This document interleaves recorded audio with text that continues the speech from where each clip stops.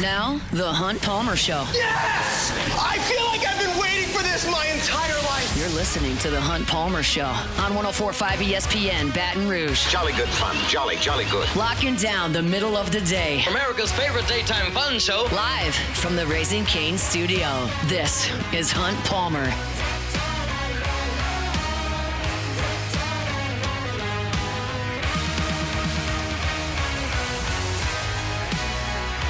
Welcome in. Hunt Palmer coming to you from the Raising Cane studio downtown in the capital city on this Tuesday, brought to you by Immense Networks Cloud IT Management. Hope your work week's off to a good start. Appreciate you hanging out with us on 104.5 ESPN Baton Rouge. Jordan Kitchens, Cassie Spazzali back there on the ones and twos. Well, Glen West with you from Go 24/7. He's here at the bottom of hour number one. They're going to let SEC teams use ABS in Hoover. What do I think about that? We'll discuss it a little bit later. ESPN's got a big story up ranking the offseason for every Power 4 college football team. Where does LSU stack up in the SEC? We'll discuss it. Sharif Ishak in 90 minutes talking Saints. So lots and lots and lots to do. But one thing I didn't even mention, Will Wade spoke about recruiting and players, and he thinks they have some.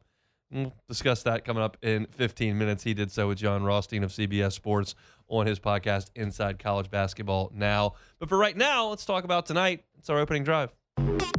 Welcome to the big league. It's time for Hunt's Opening Drive. Presented by Fabry Chevrolet GMC in St. Francisville. LSU will finish up the midweek portion of its schedule tonight with Tulane. You know, if I asked you how did LSU play in the midweek this year, I think all of you would answer, well, terrible. Just awful. Awful midweek season. Might cost them a spot in the tournament. So bad. It was not good by any stretch. They have won 7 of their last 8 in the midweek. The Bethune-Cookman loss was not good, and that is your one loss over the last 8 weeks. But you just got out of the block slow. You lost 3 of your first 5. You lost on Monday to Northeastern. You went on the road and lost to Louisiana Lafayette. McNeese popped you for your first loss. So you were 2-3 to begin things in the midweek. You've won 7 of 8 since. That's a 9-4 record right now. Like, they went tonight against Tulane. They're 10-4, which is not good, but it's not as if they've just completely fallen apart in the midweek. It's worse than you would like, but they've got a chance to finish on a strong note, and quite frankly, they need to finish on a strong note tonight.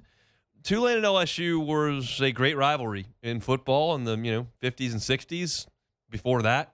And it was really good about 25 years ago in baseball. And it culminated with that super regional at Zephyr Field that ended Skip's career, that sent Tulane to Omaha. And since Hurricane Katrina blew through in 05, Tulane has not been the same from a baseball perspective. And that rivalry cooled with it over time. And LSU has controlled things of late. Tulane has not won in Baton Rouge in 10 years. The last time Tulane beat LSU in Baton Rouge was in March of 2016. The last time these two played in Baton Rouge, which I had forgotten or not really realized, the last time these two had played in Baton Rouge was Paul Skeen's regional opener. That obviously wasn't on the schedule. These teams have not met in the regular season in Baton Rouge since 2018. So it just hasn't been a game that has been played as often. Now, Paul Mainieri took LSU to New Orleans a lot in the middle of his run in Baton Rouge. I don't know if that's because he felt like he owed that to Tulane because of Katrina, which was still fairly in the rearview mirror, if he thought that was just a better midweek game for his teams to play. Obviously, LSU played Tulane in some Wally Pontiff Jr. Classics. They played some in Turchin, Uptown. It felt like a bigger deal once upon a time, and it doesn't carry that really anymore. So that tradition side of it is essentially gone, but it doesn't make tonight any less important for LSU. You are teetering on relevance in the college baseball tournament picture. Your RPI is not very good. Your conference record is not very good. You're not going to be included in the bubble of anybody's projections as of today or tomorrow. You're on the outside looking in, and you've got to find a way in. And what you can't do is drop a game to Tulane tonight and tumble back even more spots in the RPI. I wrote about it today. LSU's RPI this morning, 55-56. Tulane's is 145. They have a losing record. They're 23-26. This is another Quad 4 game that will be a Quad 4 game. LSU's already got 5 losses in Quad 4. Just can't really have another one.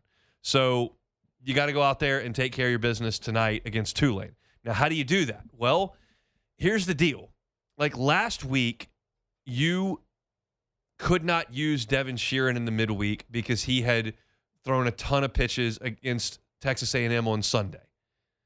So Zach Cowan had to come in the middle of that game and give you 4 shutout innings to stem the tide and allow you to go beat Southeastern. You gave up. Reagan Ricken didn't get an out. You had to pull him with the bases loaded in the first inning. And Lockenmeyer did a good job in the first inning to get out with only 1 run, but then he came back in the second and gave up the 3-run homer. So you were down 4-2, and you had to fight your way back and win it offensively as Cowan threw up zeros. Well, Cowan threw 6 innings on Sunday. He's not pitching today. And you look at your 2 other big-time options, Paz and Sheeran. Well, Paz started on Saturday. He's in the weekend rotation. He's not going to start. And Sheeran threw 58 pitches on Saturday. Grant Fontenot threw 44 pitches on Saturday. Now, I would submit that Devin Sheeran and Grant Fontenot are available today. They've had Sunday and Monday off, and they threw 58 and 44 pitches, but they're not going to give you 4 innings apiece. Like, this is a deal where if you need Sheeran to come in the 8th or the 9th inning and get you 3 outs, he can do that. But the other piece to all this is I could tell you how to win this game on Tuesday, where you can't use Cal and you're not going to use Paz and you're not going to use Sheeran and Fontenot in extended outings. Like, you realize that you're going to have to get some innings from what I would consider to be not so trustworthy sources at this point. Like, yeah, Reagan Ricken might be pretty good, but he was awful last midweek. Santiago Garcia at times looks great and sometimes can't throw the ball over the plate. Yeah, Maverick Rizzi throws 97 miles an hour, but 3 out of 4 pitches is nowhere near the strike zone right now. So, like, you have a lot of guys that have not been great consistently this year that you are going to have to get some outs from in this game. And what you can't do is go out there and burn guys for the weekend against Tulane. You need everyone at your disposal on Friday in Athens, because at any point on Friday or Saturday, this is obviously before the final game of the series, on Friday or Saturday, if you have a chance to beat Georgia, you have to have everybody ready. I cannot have a situation where you have a lead against Georgia in the 6th or 7th, and Schmidt's got to come out, and I'm limited in the options I have because I had to burn guys to beat Tulane on Tuesday. No. So what am I suggesting here? Basically, you're going to have to get some pretty decent pitching performances from guys who haven't done it, and tap on the offense. I need 12. And the offense is doing that right now. I don't have a lot of questions about LSU's offense. They're in a groove. They scored 12 on Southeastern last week. They've scored 66 runs over the last 8 games. That's over 8 runs per game. They have not been held under 6 runs over the course of those 8 games. The last 2 midweek games, LSU has scored a total of 22 runs on 22 hits against lesser pitching staffs. Like, that's what this team is offensively right now. You never know what happens day to day, but Tulane's not great. They don't have a great pitching staff, and LSU's offense needs to carry the day today. A 10-9 win is perfectly fine. Perfectly fine. 13-12, perfectly fine. That works. You don't have to 10-run them. I want to 10-run them. I want to pitch as few innings as possible for this pitching staff. I don't want to use Devin Sheeran. I don't want to use Grant Fontenot.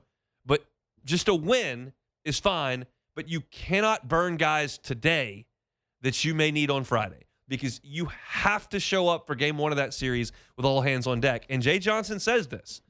Like, it's a 56-game playoff. We're playing every game the same. You've got to play to win. You do have to play to win this game, but you have to manage 2 things at once. One, we need to win this game, and I'm going to do what it takes to win this game. Also, I know that Friday's coming, and those games are massive. You're playing a top 20 RPI team on the road. They don't lose a lot of games in that ballpark. They hit a ton. Throwing just Joe Pitcher out there to try to get 3 or 4 outs is not going to get it in Foley Field against that lineup. You need your guys ready to go. So when you get to the ballpark on Friday, Schmidt needs to be ready.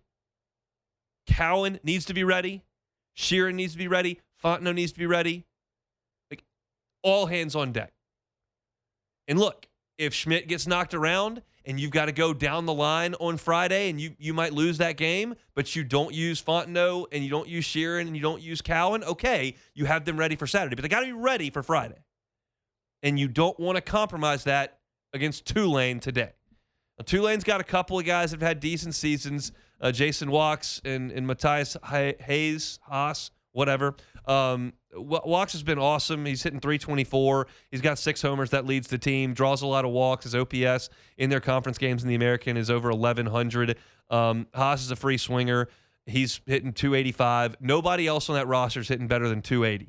So it's not a team that has a lot of punch offensively. They got swept by Charlotte over the weekend.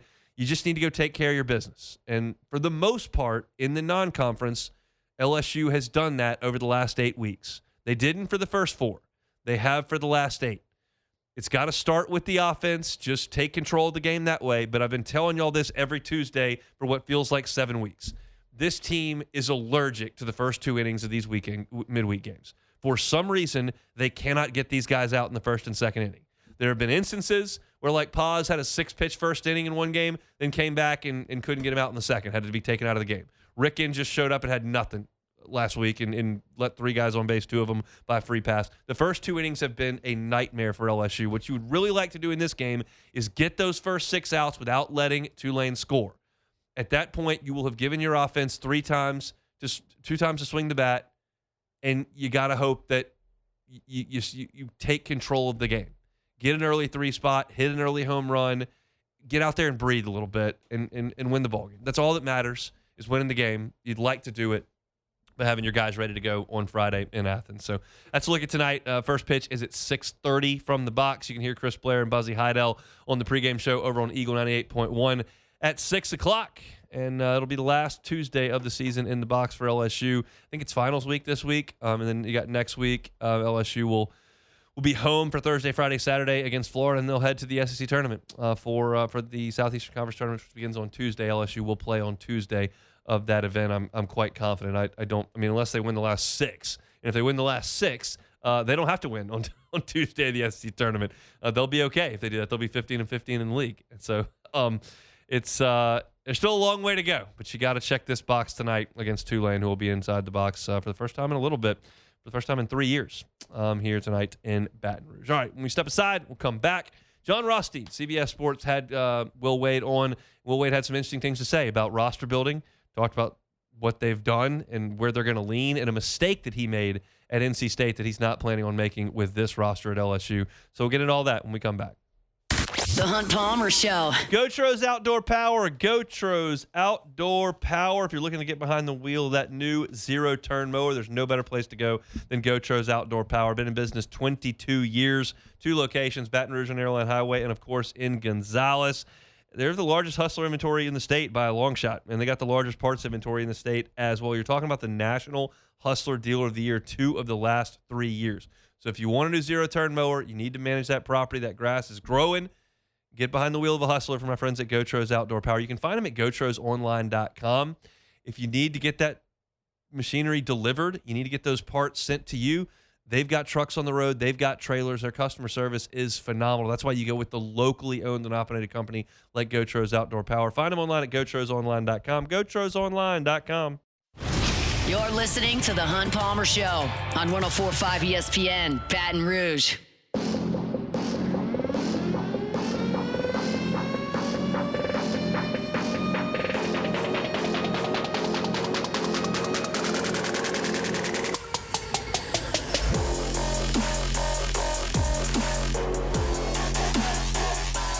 Talk to Glen West, Go 24/7 Sports, coming up here in 15 minutes. I'll remind you about One Bath and Closets, online at onebathandclosets.com. That's onebathandclosets.com.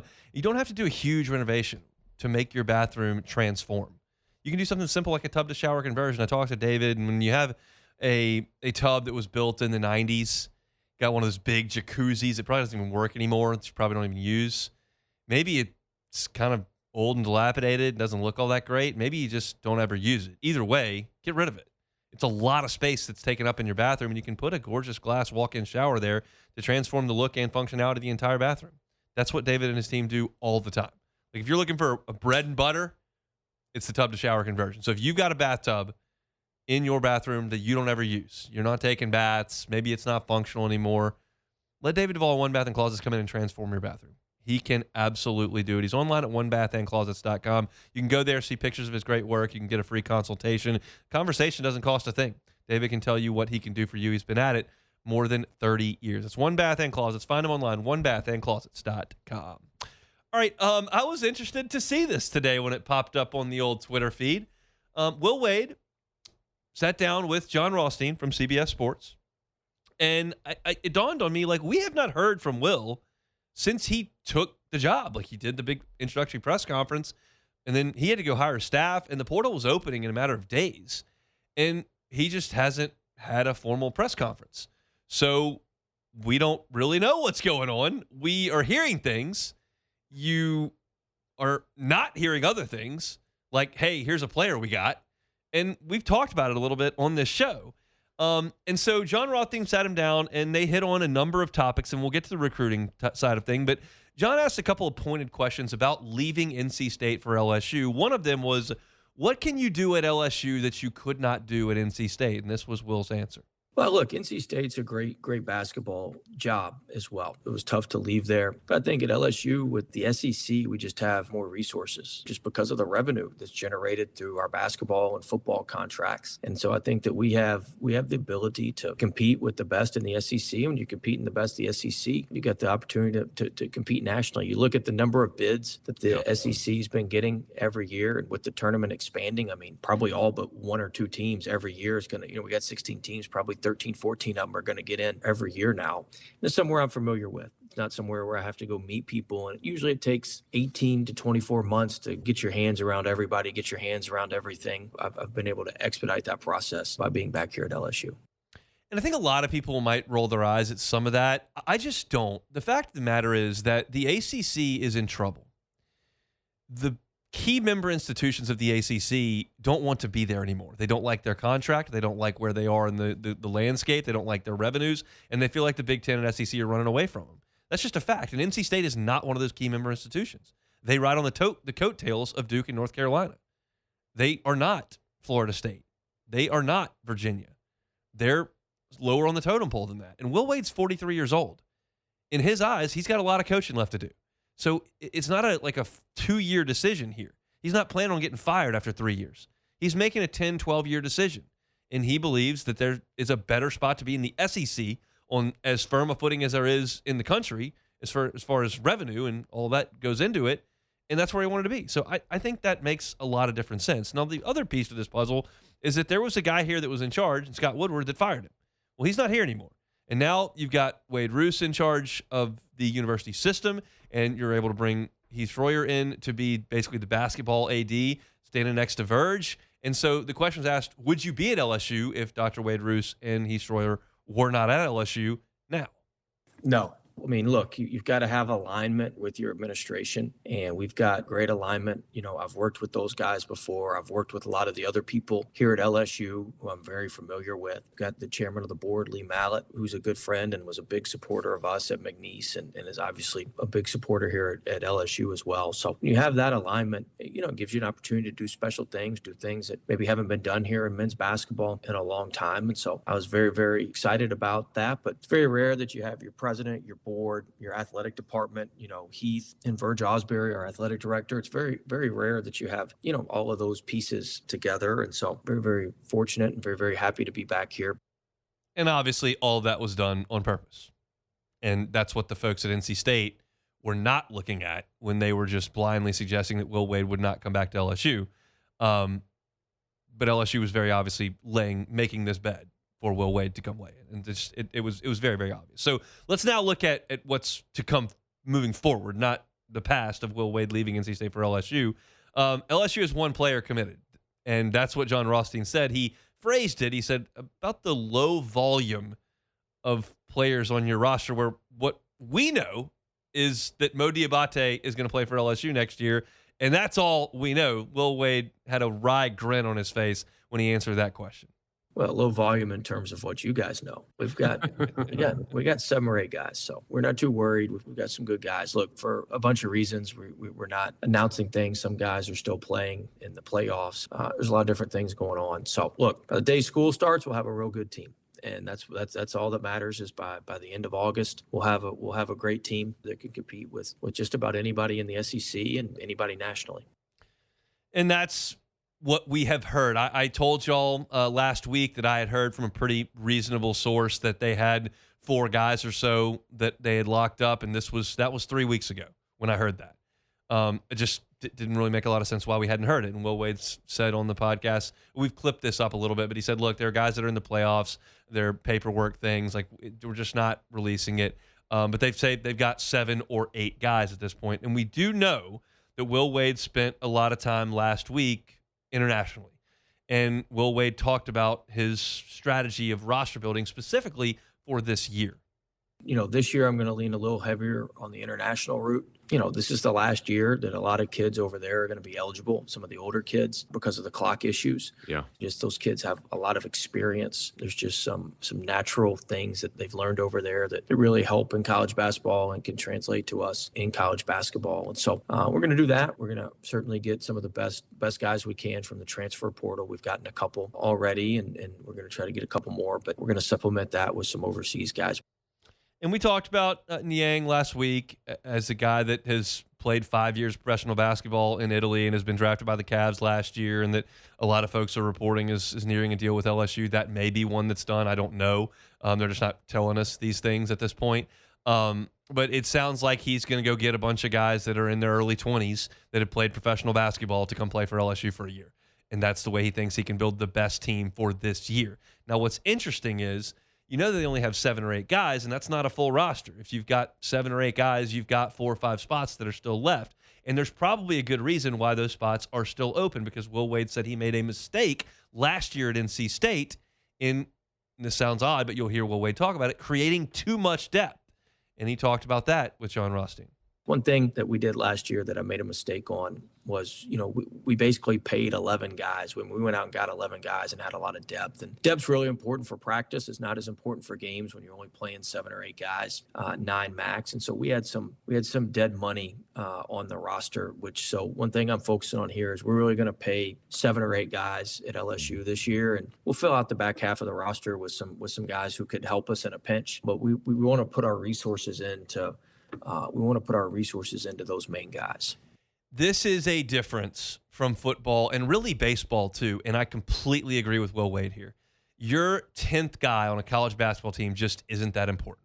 Unless you're going, Nolan Richardson, 40 minutes of hell, pressing every single second. You just need your 7 guys that you can count on to be really good players. And guess what? If 3 of them get hurt, you're not going to have a very good year. But Lane Kiffin's strategy is, we're going to spread the money out to get 10 good wide receivers instead of go break the bank for 1. If he gets hurt, then I'm hurt on the back end. No, in football, in that instance, when you're building a roster that has that many players, you do need to spread the wealth out and make sure that you've got some depth, because people are going to get hurt in football. Offensive linemen are going to get hurt. You need to have depth at wide receiver. Running back's going to get dinged up. Like, you're going to get hurt in football. In basketball, there may be an injury here or there, but the good teams are going to have 7, 8, 9 guys at the most, and that's what you need to focus on. In baseball, you got a new pitcher every day. It's great to have the ace, but if he's not out there for the other 2 days, do you have depth that you've put into there? Now, most teams are not going to have as many injury problems as LSU has had this year in baseball, but you need to spread things out a little bit and be balanced in baseball as well, because in baseball, yeah, your top 3 guys are going to hit in the first. They're not hitting in the second or the third.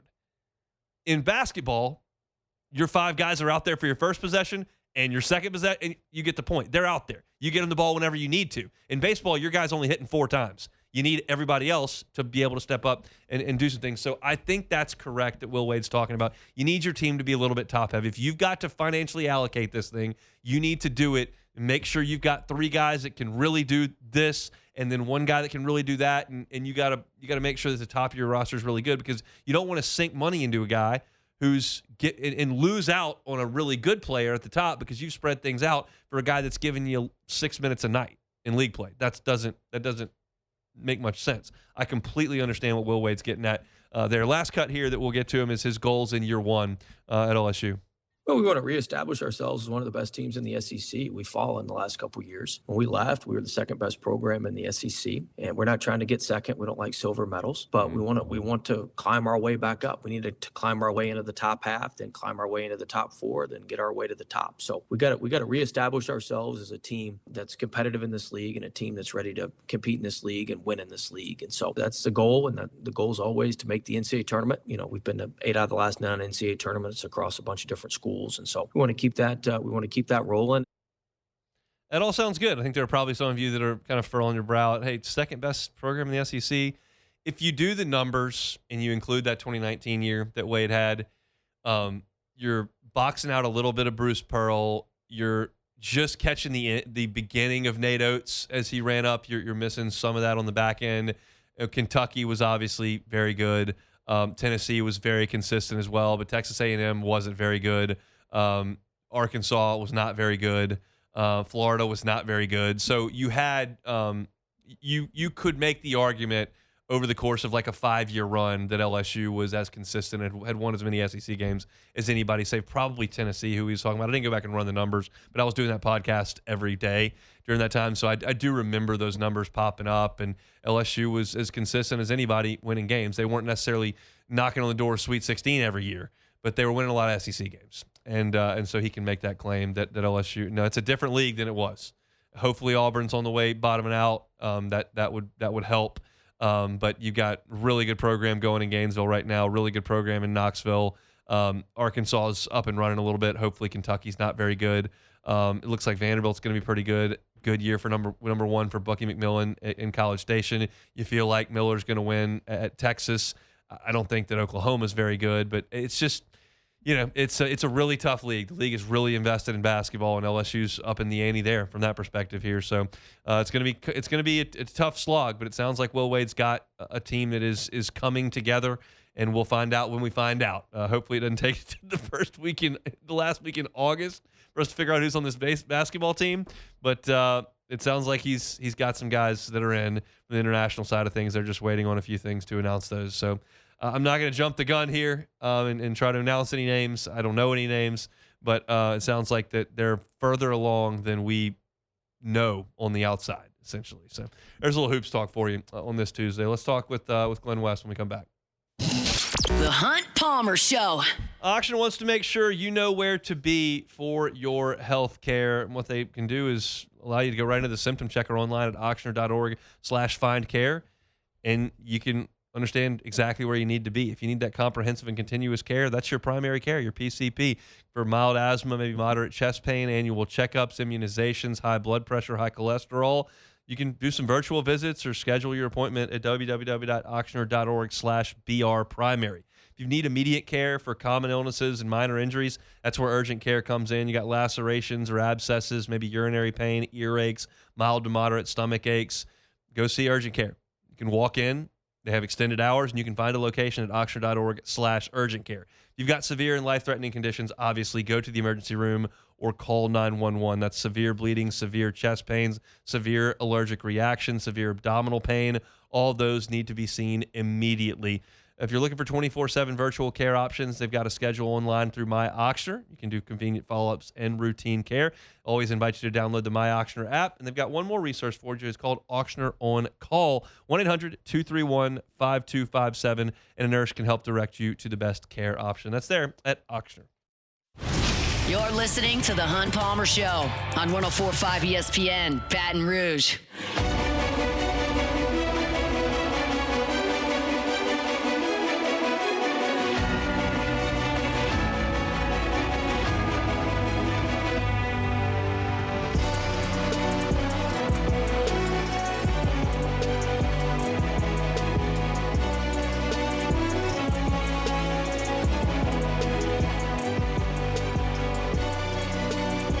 Tuesday show is brought to you by Immense Network, Cloud IT Management. You can find them online at immense.net, immense.net. No, that's incorrect. Glen West is our next guest. Joins us on the Jim's Firearms Hotline every single Tuesday. Senior writer at Go 24/7. Glen, how are you?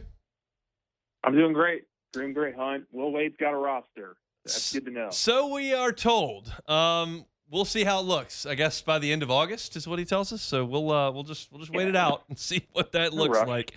Let's talk some baseball. Are they still alive? Are they on life support? Are they dead? How are we feeling? Oh, they're definitely on life support. I wouldn't call them dead yet, but they have to go, and they have to.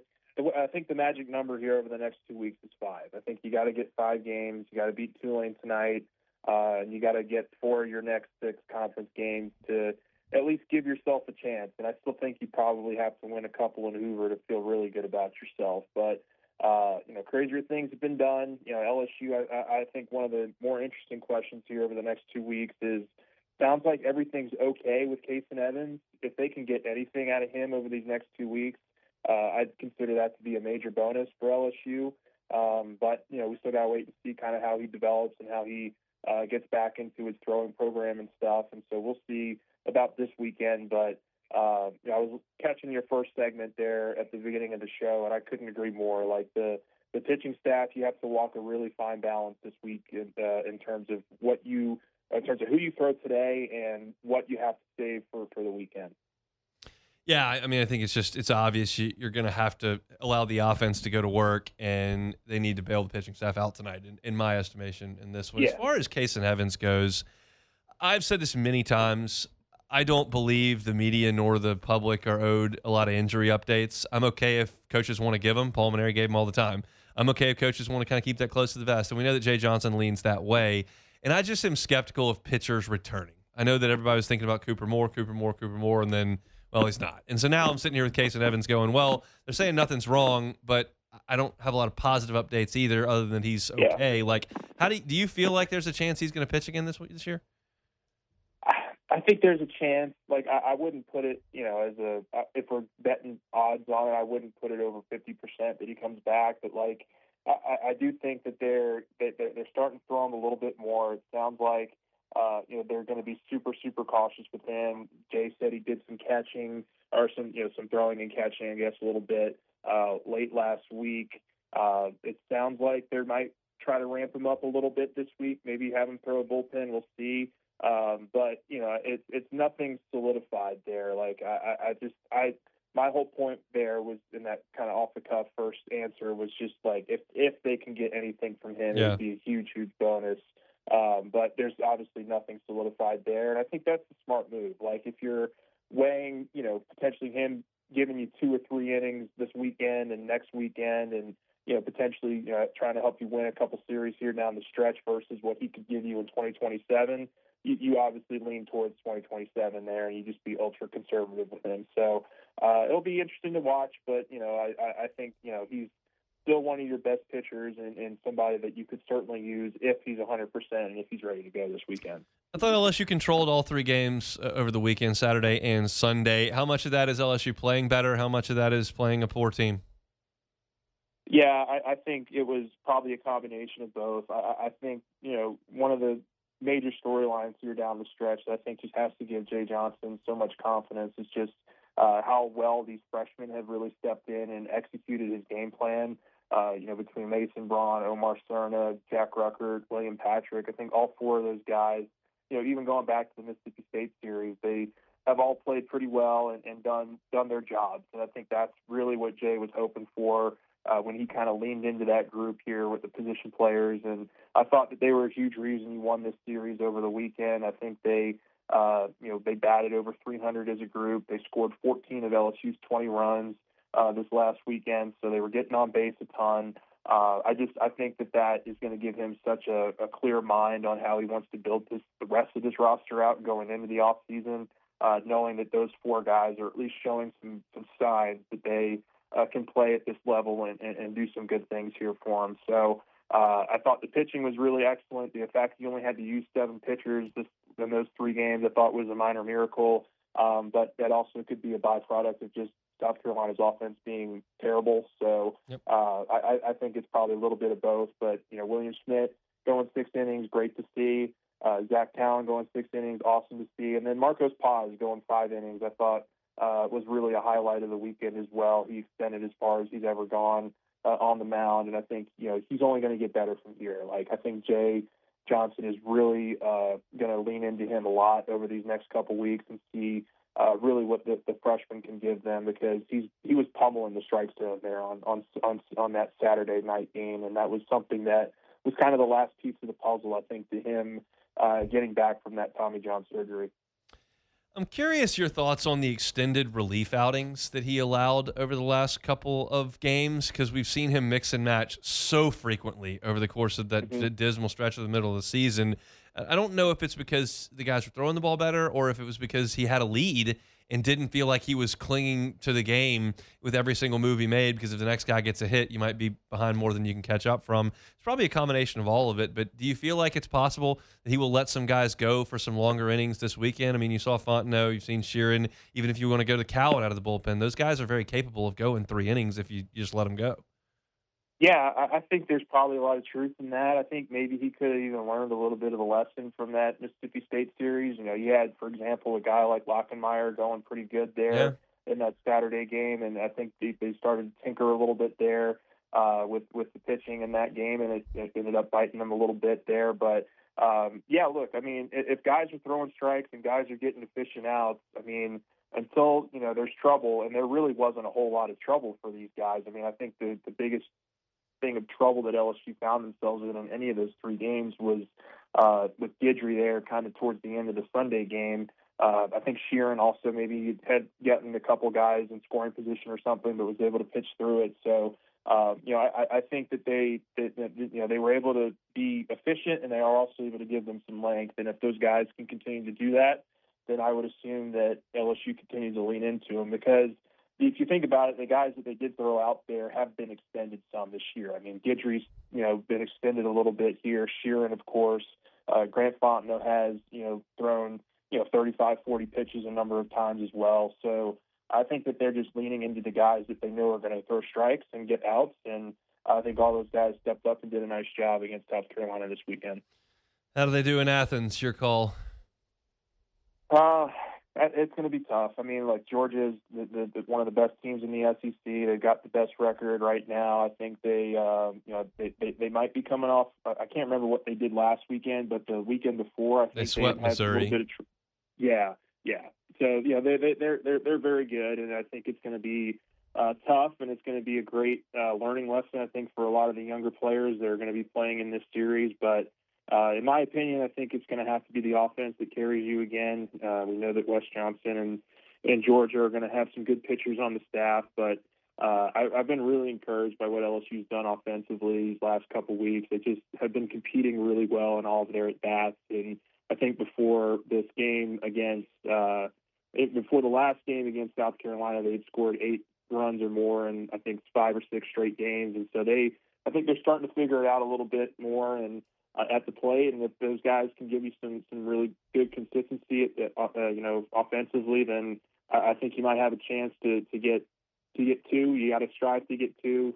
But of course, even getting 1 is going to be a little bit difficult there in Athens. But I really see the series against Florida as kind of maybe the one that you have a little bit more of a chance to win than this weekend. We shall see. Glen West got you covered over there. Go 24/7 football, basketball, and baseball, and recruiting coverage. He's with us on Tuesdays every single week. Thanks, Glenn. All right. Thanks, Don.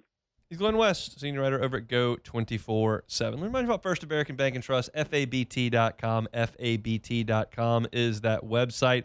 They're local, right here in Southeast Louisiana. First American Bank and Trust. For 116 years, they've grown to 25 locations.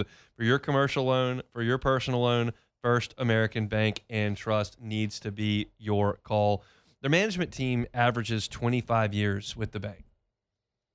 They're people from this part of the world. They work in this part of the world. They want to help this part of the world in this community.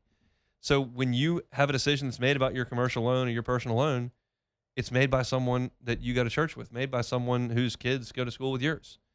It's made by somebody local. That's the difference. But when I say local, don't think small. They've got the capabilities those big national banks have because they have 25 locations. First American Bank and Trust. Find them online at FABT.com, FABT.com. Chugging right along here on this Tuesday edition of the Hunt Palmer Show. I hope to see you out at Sports Trivia tonight. We'll be at Court to Table at 8 o'clock. We'll be watching LSU in Tulane. You can win gift cards. Bring a teammate. Bring some teammates. Come by yourself. Get something cold to drink, something good to eat. Always a good time. 8 o'clock, Court to Table at Burbank Every single Tuesday, we got sports trivia over there, and it's always a good time. Hour 2, going to have a lot to it. ESPN put together an article ranking the off seasons for every Power 4 conference team. It's a lot. It's a long article, but I had some takeaways from it, so we'll get into a little bit of that. Sharif Ishak coming up in 45 minutes talking Saints. So don't go anywhere. Log us in. It's a Tuesday edition of the Hunt Palmer Show. The Hunt Palmer Show. Marucci. Get on by Marucci and take a tour. Well, why would I take a tour of Marucci, Hunt? Well, it's obvious because they're the official bat of Major League Baseball. The official bat of Major League Baseball. Started this thing up in Baton Rouge in 2004. Just 2 professional baseball players past their playing days and their trainer. And they did a pretty good job. And they kept working on it. And all of a sudden, they got the attention of some of the biggest names in baseball. And all of a sudden, word started to spread. And then all of a sudden, you've got the official bat of Major League Baseball. Go learn that story. I've given you the elevator pitch, but go learn the whole story. Take a tour. You get an opportunity to see where they make 1,200 bats every single day over at Marucci. You can get tickets at maruccisports.com/campus-tour.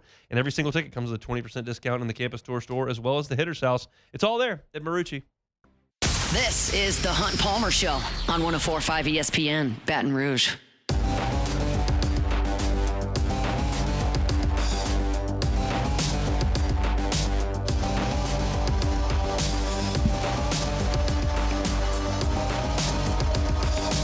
Tuesday show is brought to you by Immense Networks Cloud IT Management. Immense, happy to help you all the way from Lake Charles to Covington, anywhere across South Louisiana. Been in business for 20 years, creating IT solutions for businesses. If you're between 50 to 100 employees, that's kind of the sweet spot for Immense. Maybe your IT company is not doing the job. Maybe your IT department is just overworked because you've just got issues that they can't seem to get taken care of all at one time, just not enough manpower. That's where Immense comes in. They're here to help. It's not just breaks and fixes. They obviously can help you with that as well, but they also can monitor your systems 24 hours a day, 7 days a week to make sure that things aren't happening behind the scenes, because so often they find that folks don't know that there's something wrong. That's where Immense can step in and be proactive and consultative in their approach. It's a relationship-based business for the guys at Immense. They're NBR, they're Baton Rouge grads, and they can certainly help your business grow through the use of information technology. So if you're not happy with what's going on in your IT department currently, Immense can certainly help you with that. They bring our Tuesday shows each and every week. Announcement was made yesterday that I am surprised came forward this quickly, but I think it's good. The SEC will allow a trial run of the ABS system, automatic balls and strikes, at the SEC tournament in Hoover. For those that don't watch Major League Baseball, I know there's a sizable portion of y'all that are not big into Major League Baseball. We don't have a team in our state. We don't have a team in the market. A lot of folks are national television guys like me with the Cubs, maybe the Braves, or you hail from Houston or Dallas and have ties to a Texas team. But there's not a huge pull for Major League Baseball in this audience. So I know a lot of folks are certainly not locked into that in April, which we just got out of. But I think that it's worked very, very well in the big leagues. I watch the Cubs just about every day. And the beauty of this challenge system is, I think one of the things that we hate about challenges, whether it's football, basketball, or baseball, whether it's the last 2 minutes of a basketball game or it's a big play in football, is how long it takes to get the resolution. Do we have definitive answer? What is a catch? Is it a flagrant one foul? Does he step on the line? Did he get the shot off in time for the shot clock? Like, all these things, they go under the hood. They take forever. The ABS system is so simple. There are 3 humans in the ballpark that can challenge: the pitcher, the catcher, and the hitter. The pitchers pretty much never do it, and they're not very good at it.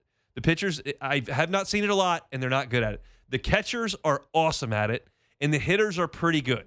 And here's how it works. Ball hits the mitt. Here's the call. If it's called a ball, catcher thinks it's a strike, tap the helmet, and they go right to it. The umpire takes his mask off, says there's a challenge. Within 6 seconds, you've got the actual trajectory of the baseball. You've got the strike zone. If it lights up green, it's a ball. If it lights up red, it's a strike, and we move on.